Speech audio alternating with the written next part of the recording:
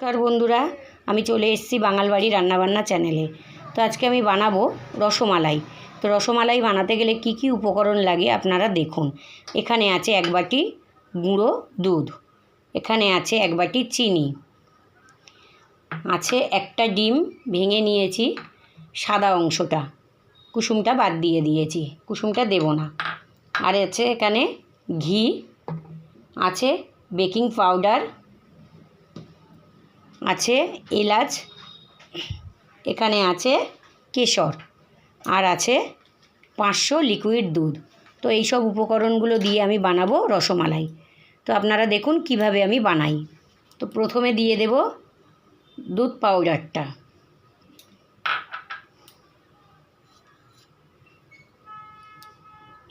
দিয়ে দেব baking powder,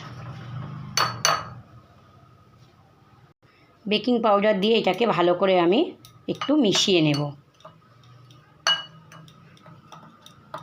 এবারে দিয়ে দেব ঘি, দিয়ে দেব 1 চামচ মতো ঘি। এবারে এটাকে আবারও আমি একটু মেখে নেব। এবারে দিয়ে দেব ডিমের সাদা অংশটা, দিয়ে এটাকে আমি ভালো করে মেখে নেব।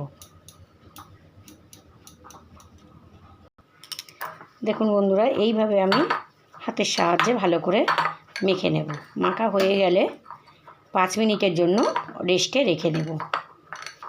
তো মাখা হয়ে গেছে, এবারে আমি 5 মিনিট রেখে দিলাম। তো দেখুন বন্ধুরা, গ্যাসের উপরে আমি কড়া বসিয়ে দিয়েছি। এবারে আমি ওই 500 লিকুইড দুধটা দিয়ে দেব।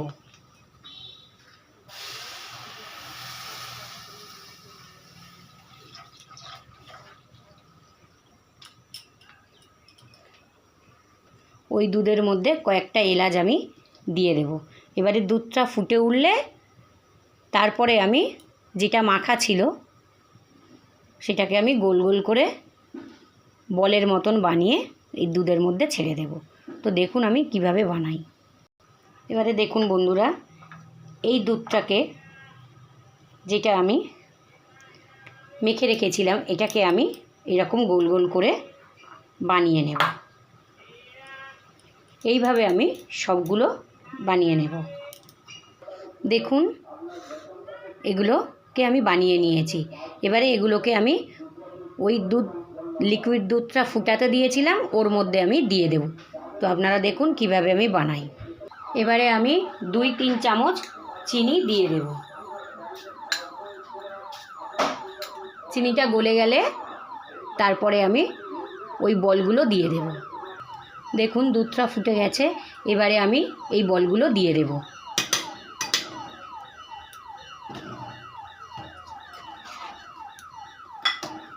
এবারে একটু ফুটে উঠলে নামিয়ে নেব।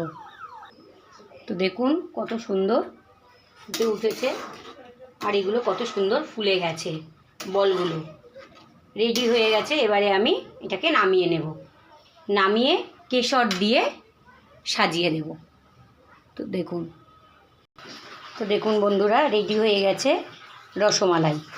খুব সুন্দর হয়েছে দেখতে, খেতেও খুব সুন্দর হবে আর খুব সফট হয়েছে। তো এইভাবে আপনারা বাড়িতে রসমালাই বানিয়ে খেয়ে দেখুন, খুব ভালো লাগবে। আর যদি ভালো লাগে তাহলে অবশ্যই আমাকে একটা করে লাইক, কমেন্ট, শেয়ার, সাবস্ক্রাইব করে দেবেন। আর ভিডিওটা প্রথম থেকে শেষ পর্যন্ত দেখবেন কিভাবে আমি রসমালাইটা বানিয়েছি। তো আজকেকার মতন এখানে শেষ করলাম। নমস্কার।